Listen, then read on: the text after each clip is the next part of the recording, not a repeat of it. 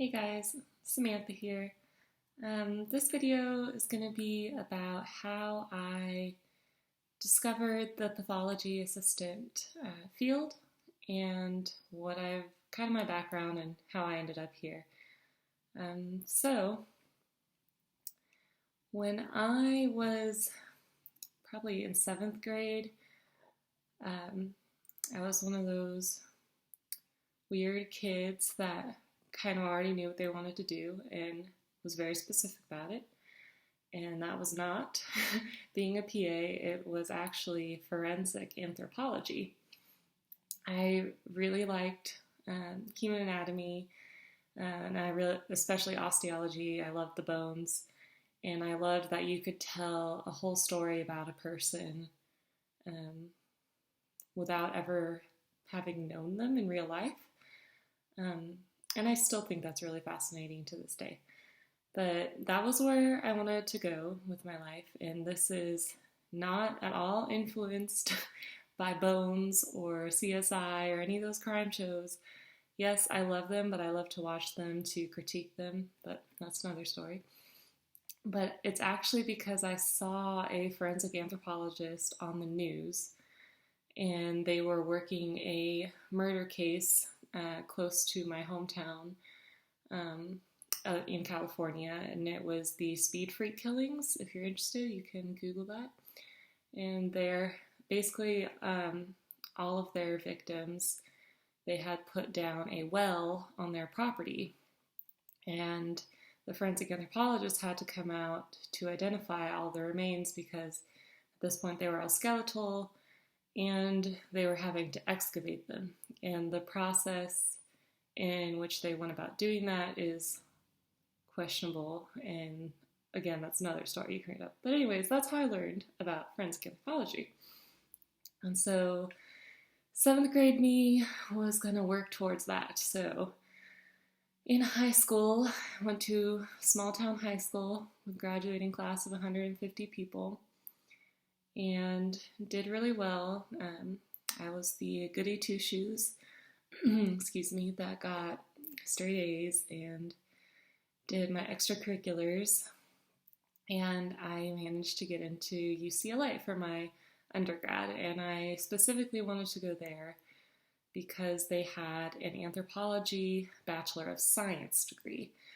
Most colleges will only offer a Bachelor of Arts in anthropology, but since I wanted to take this more as like a pre-med kind of deal, I wanted the Bachelor of Science, where I was taking the same pre-med classes as actual pre-med. So the chemistry, the OChem, the biology, the physics. I wanted the science. I actually did not really enjoy my cultural anthropology classes because that was all writing essays. And if you know me, you know I hate writing essays.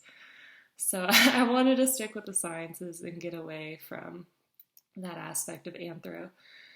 So I did that, got my degree, and after college had the initial, well, now what kind of situation. I had applied to master's programs in anthropology, and being a narrow field, forensics anyways, being a narrow field, I did not get in, not the first year. And for me, that was difficult, but I wasn't going to give up on it. So that year, I followed my now husband to Austin, Texas, and while he started his first job out of college, I also did, except it was not at all the job I anticipated, and that was being a dance instructor, and that's because that was the only thing I had experience in, and of course, every job tells you need experience, so I was a dance instructor with my 4-year degree.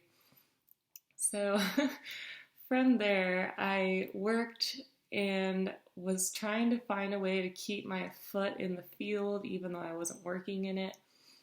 So I did ride-alongs with the police department.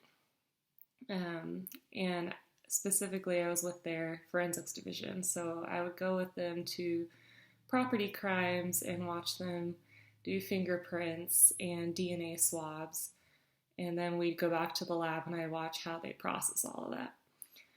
And that was really cool. It was like a different side to the forensics field I hadn't seen, but I was still thinking like, yeah, I don't want to do this. I definitely want to be with the bodies and trying to figure that part out. So I still was looking around and I managed to find a job as an autopsy technician.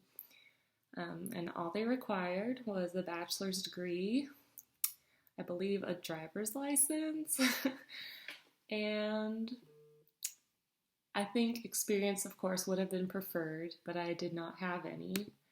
I guess technically you could say I did because during undergrad I had interned in the coroner's office of my hometown.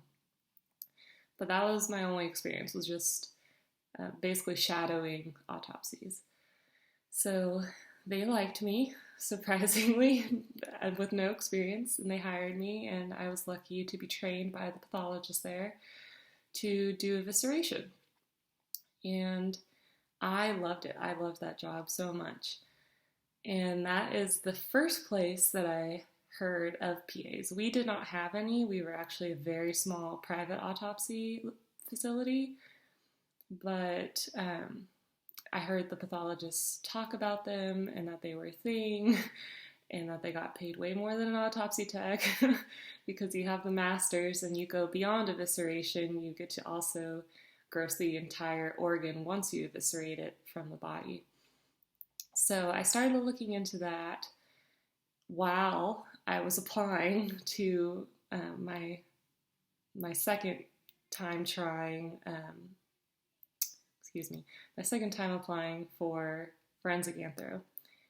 And lo and behold, I actually was accepted into a program at Boston University, working with one of their really important professors there. And I was really excited at first because, this is what I'd been working for and this is what I wanted. But then I started questioning if it was what I wanted, especially when I saw the price tag on how much it was going to cost me just for my master's, and then knowing that ultimately in forensic anthropology I'd have to get a PhD.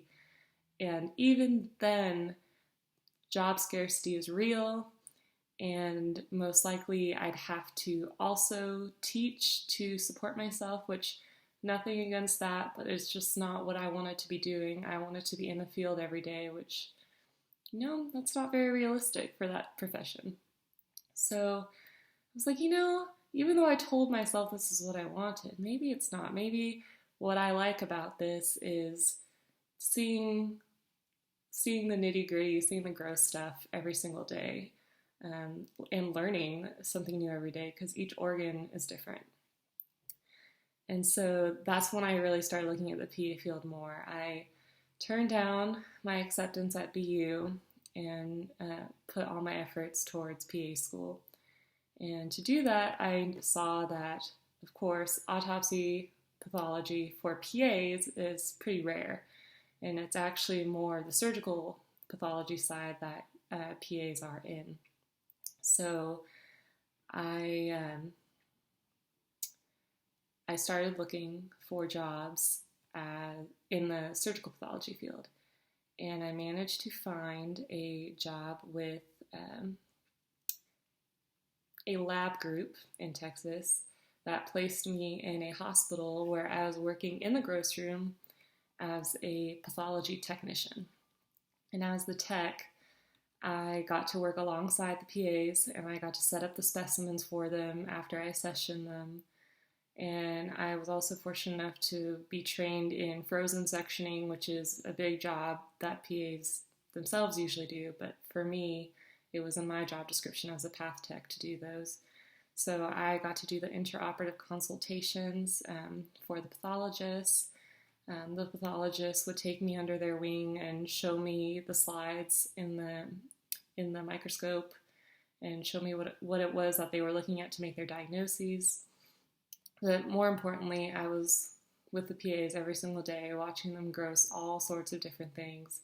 And that really solidified that, this is what I want to do, because it's never a dull moment. You always have you're always getting your hands dirty every single day. Um, and I really liked that. And so after after a few months there, I started applying to PA schools knowing that I would be accepted the next application cycle, so I would still be at my job for about a year until I heard. And I got an interview at WVU. That was the first place I heard from. And after they set up my interview, I actually got an email from University of Maryland letting me know that they would not be accepting me for an interview, which really bummed me out because I felt like I had a pretty strong backing as a PA applicant. But I've been told that it may have been my GRE scores, which WVU does not require, so I guess that was a good thing because I ended up here and I really like it. But anyways, I came to interview here and got to see the campus, got to see the hospital, the gross room, the PAs. I love that the program here is run by the PAs, so you're learning from someone that is doing the job you will one day do.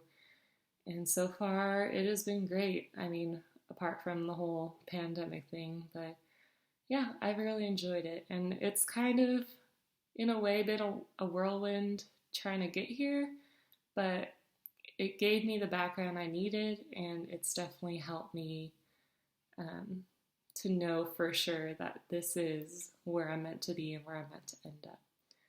And yeah, that's why I wanted to be a PA and how I got to be here.